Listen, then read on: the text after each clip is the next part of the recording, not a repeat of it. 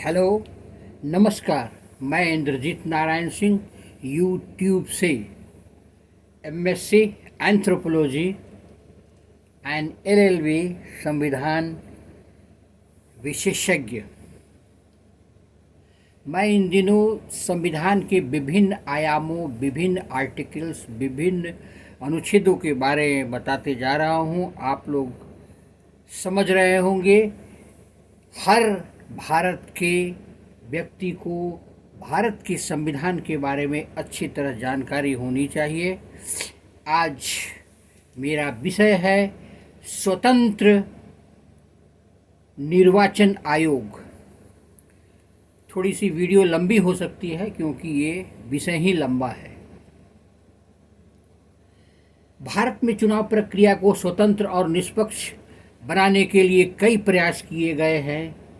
एक स्वतंत्र निर्वाचन आयोग की स्थापना इसमें सबसे महत्वपूर्ण कदम है, जो चुनाव के संसाधन और देखरेख के लिए बनाया गया है। क्या आप लोग सभी जानते हैं कि अनेक देशों में चुनाव कराने के लिए किसी स्वतंत्र मिशनरी का अभाव है। भारत के संविधान के अनुच्छेद 324/1 के अनुसार इस संविधान के अधीन संसद और प्रत्येक राज्य के विधान मंडलों के लिए कराए जाने वाले सभी निर्वाचनों के लिए तथा राष्ट्रपति और उपराष्ट्रपति के पदों के निर्वाचन के लिए निर्वाचन नामावली तैयार करने का और उन सभी निर्वाचनों के संचालन का अधीक्षण, निर्देशन और नियंत्रण एक आयोग में निहित होगा, जिसे इस संविधान में निर्वाचन आयोग कहा गया है। भारतीय संविधान का अनुच्छेद 324 या कहिए आर्टिकल 324 के अनुसार निर्वाचन के लिए मतदाता सूची तैयार कराने और चुनाव के संचालन का अधीक्षण, निर्देशन और नियंत्रण का अधिकार एक स्वतंत्र निर्वाचन आयोग को देता है। संविधान के ये शब्द बहुत ही महत्वपूर्ण है क्योंकि ये निर्वाचन आयोग को चुनाव से संबंधित हर बात पर अंतिम निर्णय करने की भूमिका सौंपते हैं। सर्वोच्च न्यायालय ने भी संविधान की इस व्यवस्था से सहमति व्यक्त की है। भारत के निर्वाचन आयोग की सहायता करने के लिए अनेक राज्यों में एक निर्वाचन अधिकारी होता है। निर्वाचन आयोग स्थानीय निकायों के चुनाव के लिए भी जिम्मेदार नहीं होता है। उसके लिए राज्य सरकार के निर्वाचन आयुक्त जो इसका कराते हैं चुनाव। भारत का निर्वाचन आयोग एक सदस्यीय या बहुसदस्य भी हो सकता है। 1989 तक निर्वाचन आयोग एक सदस्यीय था। 1989 के बाद चुनाव के ठीक पहले 2 अन्य निर्वाचन आयुक्तों की नियुक्ति कर इसे बहुसदस्यीय बना दिया गया। चुनावों के बाद इसे फिर एक सदस्यीय बना दिया गया। 1993 में पुनः 2 निर्वाचन आयुक्तों की नियुक्ति हुई और निर्वाचन आयोग बहुसदस्यीय हो गया। तब से यह बहुसदस्यीय बना हुआ है। शुरू में बहुसदस्यीय निर्वाचन आयोग को लेकर तरह तरह की शंकाएं थी।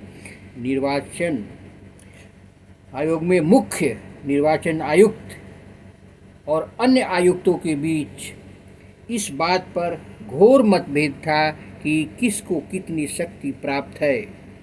इसका समाधान सर्वोच्च न्यायालय को करना पड़ा।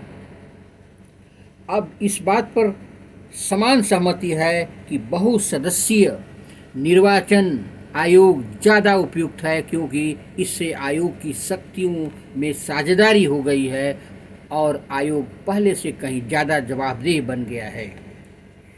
निर्वाचन आयुक्त निर्वाचन आयोग की अध्यक्षता करता है, लेकिन अन्य दोनों निर्वाचन आयुक्तों की तुलना में उसे ज़्यादा शक्तियां प्राप्त नहीं हैं। एक सामूहिक संस्था के रूप में चुनाव संबंधी सभी निर्णय में मुख्य निर्वाचन आयुक्त और अन्य दोनों निर्वाचन आयुक्तों की शक्तियां समान हैं। उनकी नियुक्ति राष्ट्रपति द्वारा मंत्री परिषद के परामर्श से की जाती है। ऐसे में संभव है कि सरकार के द्वारा किसी ऐसे हितैषी की नियुक्ति निर्वाचन आयोग में कर दी जाए जो चुनाव में सरकार का समर्थन करे। इस शंका के चलते अनेक लोगों ने इस प्रक्रिया को बदलने का सुझाव दिया। उनका सुझाव है कि इसके लिए एक भिन्न प्रक्रिया का पालन किया जाना चाहिए, जिसमें मुख्य निर्वाचन आयुक्तों की नियुक्ति में विपक्ष के नेता और भारत के मुख्य न्यायाधीश से परामर्श करना जरूरी होना चाहिए। संविधान मुख्य निर्वाचन आयुक्त और निर्वाचन आयुक्तों के कार्यकाल की सुरक्षा देता है। उन्हें 6 वर्षों के लिए अर्थात 65 वर्ष की आयु तक, जो पहले खत्म हो जाए, के लिए नियुक्त किया जाता है। मुख्य निर्वाचन आयुक्त को कार्यकाल समाप्त होने के पूर्व राष्ट्रपति द्वारा हटाया जा सकता है। इसके लिए संसद के दोनों सदनों में विशेष बहुमत से पारित कर इस आशय का एक प्रतिवेदन राष्ट्रपति को भेजना होगा।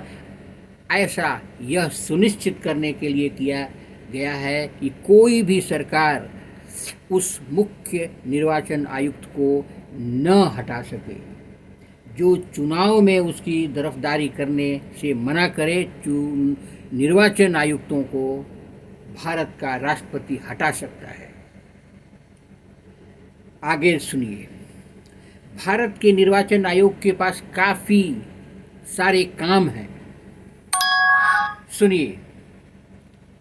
पहला, वह मतदाता सूचियों को नया करने के काम को देखरेख करता है, पूरा प्रयास करता है कि मतदाता सूचियों में गलतियां न हो, अर्थात पंजीकृत मतदाताओं के नाम न छूट जाए और न ही उसमें ऐसे लोगों के नाम हो जो मतदाता के अयोग्य हों या जीवित न हों। दूसरा, वह चुनाव का समय और चुनाव का पूरा कार्यक्रम तय करता है। इस कार्यक्रम में निम्न बातों का उल्लेख होता है: चुनाव की घोषणा, नामांकन प्रक्रिया शुरू करने की तिथि, मतदान की तिथि, मतगणना की तिथि, चुनाव परिणाम की घोषणा। तीसरा सुनिए।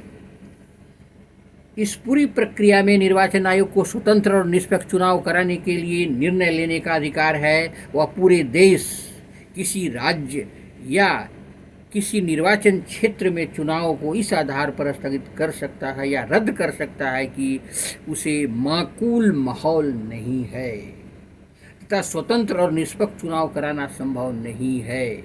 निर्वाचन आयोग राजनीतिक दलों और उसके उम्मीदवारों के लिए एक आदर्श आचार संहिता लागू करता है। वह किसी भी निर्वाचन क्षेत्र में दोबारा चुनाव कराने की आज्ञा दे सकता है यदि उसे लगे कि मतदान प्रक्रिया पूरी तरह से उचित और न्यायपूर्ण नहीं थी, तो वह यह दोबारा मतगणना कराने की भी आज्ञा दे सकता है।